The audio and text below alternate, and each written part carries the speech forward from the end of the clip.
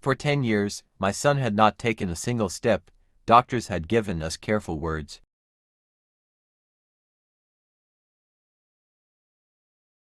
Therapists had given us hope in small doses, and life had taught us how to survive around a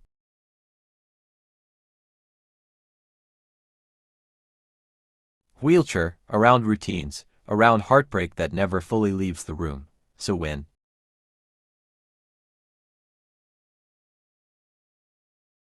my wife kissed the air near my cheek, rolled her suitcase to the door, and left for a weekend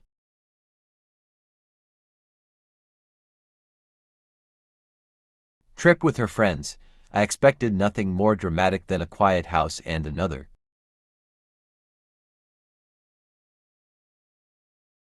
ordinary day of caregiving, but the second the front door closed, I heard a sound behind me.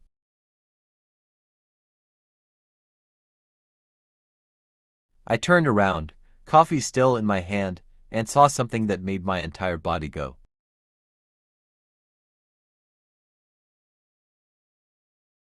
numb. My son was standing, his hands were shaking, his face was pale, and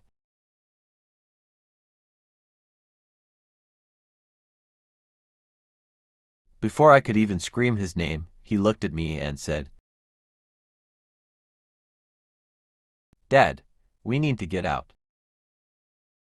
of this house right now." I dropped my coffee and ran to the garage, but what I found there changed everything I thought I knew about my marriage, my home, and the woman I had trusted with both. My name is Daniel, and if you had met me a month ago, you would have seen a man living on routine, not because routine is exciting, but because routine is what keeps a broken life from falling apart completely. My son, Ethan, is 12 years old. When he was 2, a terrible car accident changed everything. I was driving. My wife, Vanessa, was in the passenger seat, and Ethan was in the back.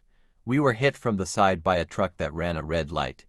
I walked away with bruises. Vanessa had a broken arm. Ethan took the worst of it.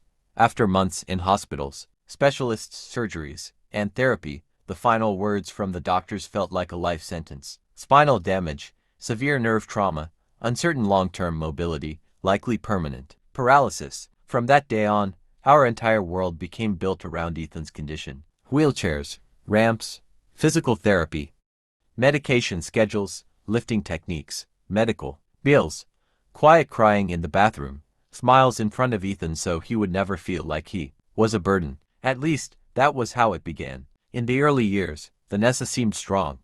She was organized, calm, and practical. She kept charts, attended appointments, joined support groups, and often corrected me when she thought I was getting too emotional. "He needs stability, Daniel," she would say, not pity. I admired that at first, but over the years, something changed. Vanessa became more distant from Ethan emotionally while I grew closer. I was the one who helped him with exercises at night, who stayed up when his legs cramped, who wheeled him into the backyard so he could feel the sun on his face after rough therapy sessions. I was the one he whispered to when he got scared.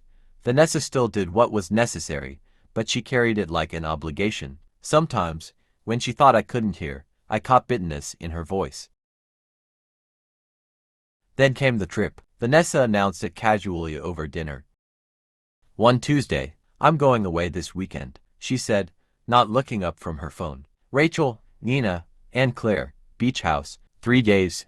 Me. I blinked. "This weekend?" "Yes." "What about Ethan?" She sighed, as if the answer were obvious. "You'll be here." I looked at Ethan. He lowered his eyes to his plate. "You didn't ask me," I said quietly. "It's 3 days, Daniel, not 3 months. That should have been the moment I pushed back harder, but I was tired of fighting, tired of every disagreement turning into a lecture about how much pressure she carried. So, I simply nodded and said, "Fine." Saturday morning came bright and warm. Vanessa wore white jeans and sunglasses on her head, moving around the kitchen with more energy than I had seen from her in months. She smelled like expensive perfume and freedom. "His medication is already sorted," she said, pointing to a plastic organizer. complains about pain.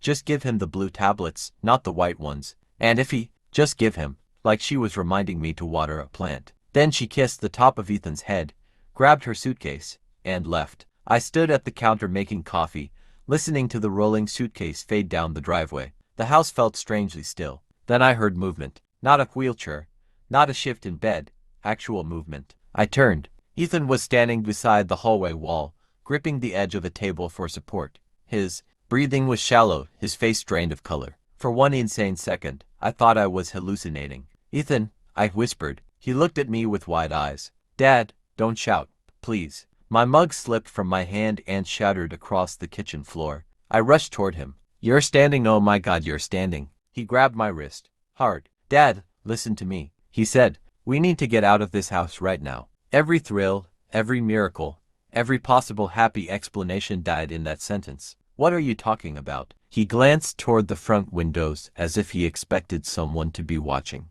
"Garage. Check Mom's blue storage cabinet. Bottom shelf. Behind the paint cans. Go to the—" I stared at him. "Now, Dad?" I had never heard that kind of fear in his voice. I ran. The garage smelled like gasoline and dust. Vanessa's blue metal storage cabinet stood against the wall near the freezer. I yanked it open. Paint cans, old tools, boxes of holiday decorations.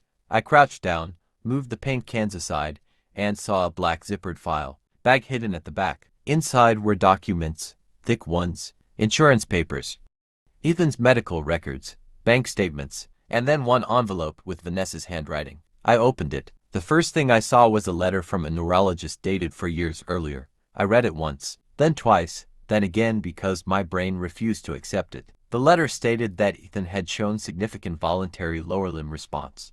It recommended gradual gait training and intensive rehabilitation because there was measurable potential for partial walking recovery. My hands started shaking. There were more papers, therapy recommendations Vanessa had never shown me, notes about continued improvement, a printed email where one specialist wrote, "The child may be limiting movement due to emotional conditioning and fear response in the home environment." Then I found the worst part, a small notebook. Vanessa had written in it, simple dates, cold notes. Daniel more attentive when Ethan dependent. If Ethan improves too much, dynamic changes. Need more time before telling Daniel. Ethan walked 6 steps with support today. Told him not to mention until we decide how to handle it. He listens better when afraid of upsetting me. I felt physically sick. I ran back inside with the papers. Ethan was still standing, now leaning against the kitchen counter, trembling from the effort. Tears were already in his eyes. "You knew?" I asked.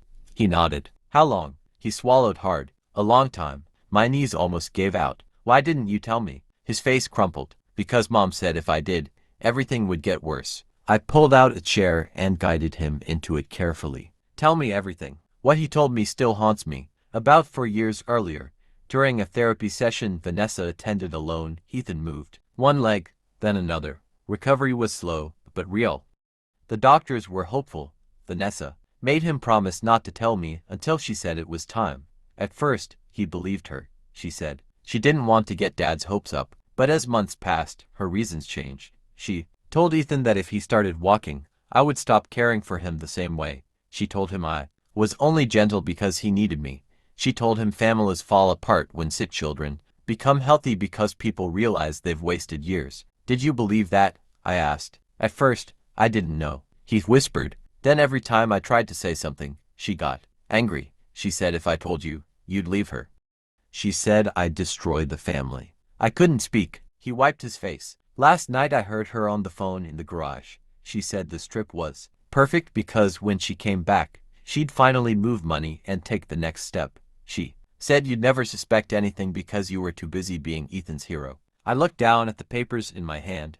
Money, bank statements, withdrawals, a separate account I had never seen. She was planning something, he said. "That's why I had to tell you now." The room went silent except for our breathing. Then my phone rang. "Vanessa." I looked at Ethan. He stared back, terrified. I answered on speaker. "Hey," Vanessa said brightly, with crashing waves in the background. "How are my boys?" I felt something in me go cold. "Fine."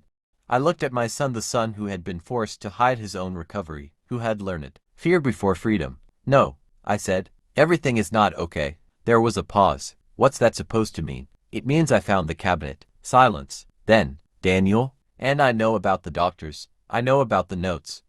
I know Ethan has been improving for years. Her voice changed instantly. You don't understand. No, I said. I understand perfectly. She tried to speak, but Ethan reached for my hand and whispered, "Hang up." So I did. That day, I called a lawyer.